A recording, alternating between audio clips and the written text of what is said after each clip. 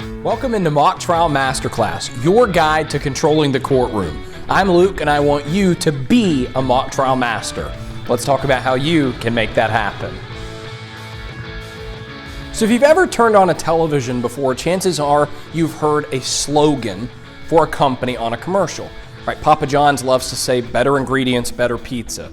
Burger King loves to say have it your way. The cereal Wheaties loves to say that they're the breakfast of champions, right?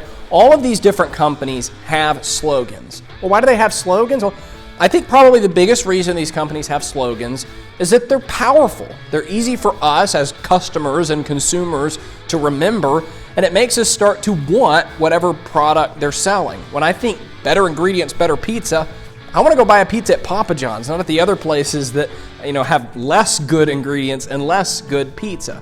Right? That's how slogans work. They're really powerful, they're easy to remember, and they get people, us usually, to move to make a specific action.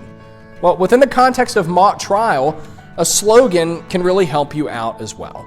But in mock trial, we don't call slogans, we call them themes. When you hear about a theme in mock trial, that's all it really is a slogan. It's a catchy phrase or sentence or statement that ties together your case in a memorable way for the jury. But a lot of people, even though they know that and they know that it's important to have a theme, don't really know how to create a good one. So either they don't make one at all, or they go into a trial with a theme, with a slogan.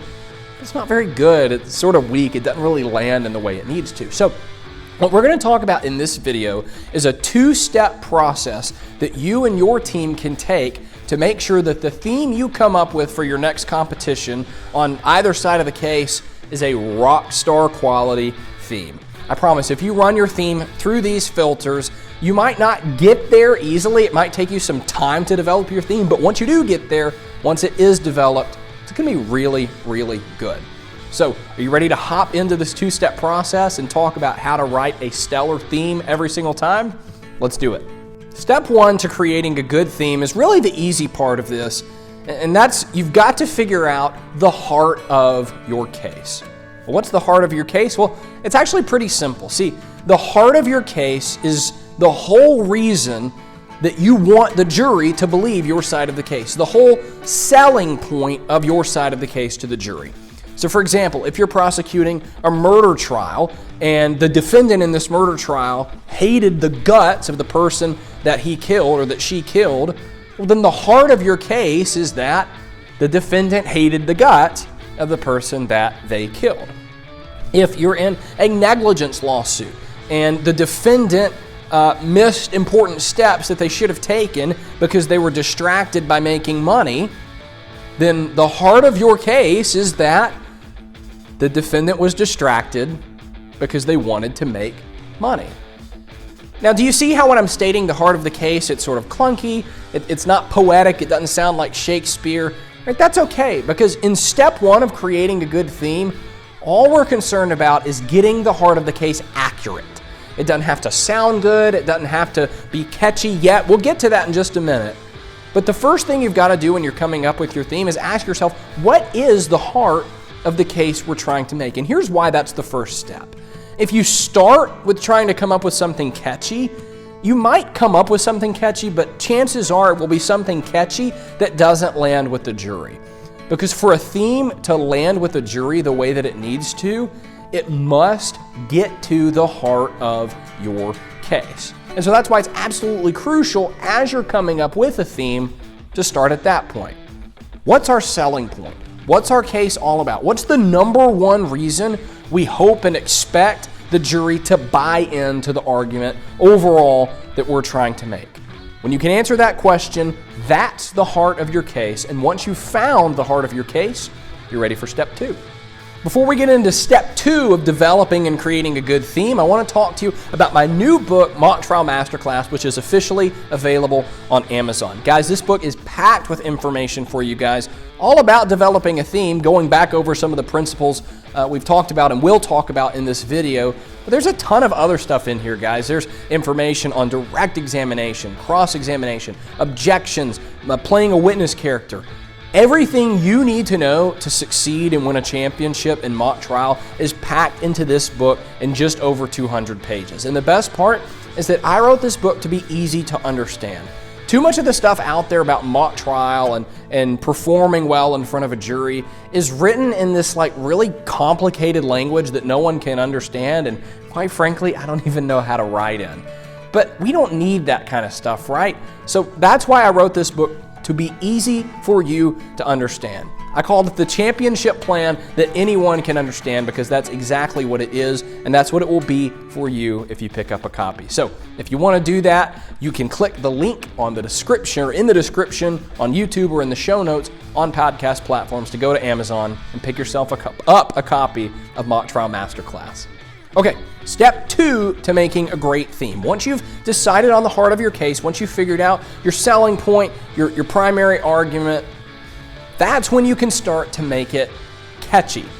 Because a theme needs to, number one, get to the heart of your case, but it also needs to be memorable. It needs to be catchy. So how do you go about making your theme catchy? Well, there's no really great way to do that outside of just throwing out ideas and seeing what you think about them. Which is why I think it's helpful to start with the heart of your case, because that gives you something to work from. So you've written out the heart of your case, and it's something clunky, it's not catchy, something like we were talking about earlier, right? The defendant was distracted and really cared about money. So then we can take that statement and start to ask ourselves, okay, what's a more memorable way to state that? And there are a lot of different ways that we can create a theme memorably. And I'm going to give you some of my favorite right now.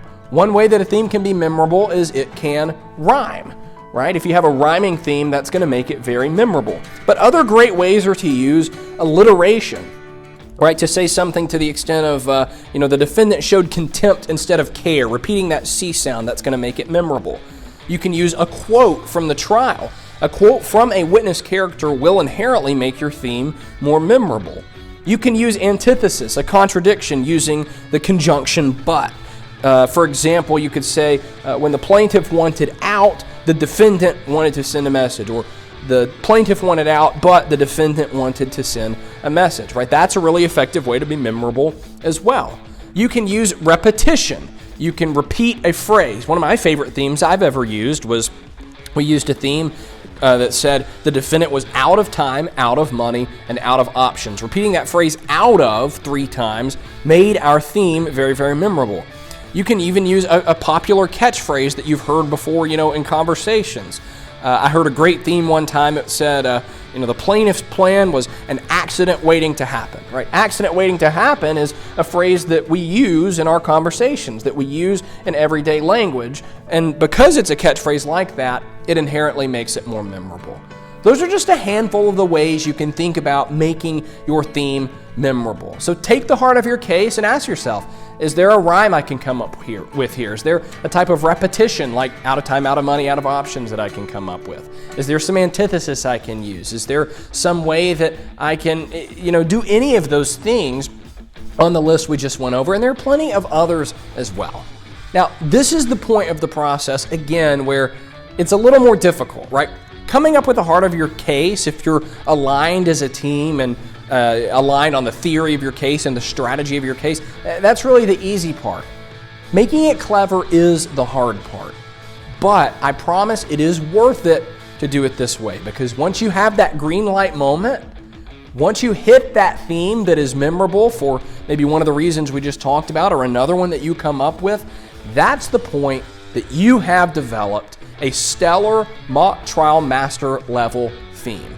And here's the thing about champions in mock trial.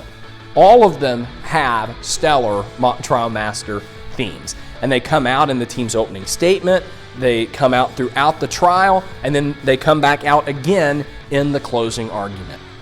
A great theme that centers on the heart of your case and is memorable is really the key to everything else in preparing a mock trial case. It all sort of stems from that theme. So if you can follow the process we talked about by identifying the heart of your case and then finding a way to state it memorably, you're going to set yourself up for big time mock trial master level success. And when you do, I can't wait to hear all about it.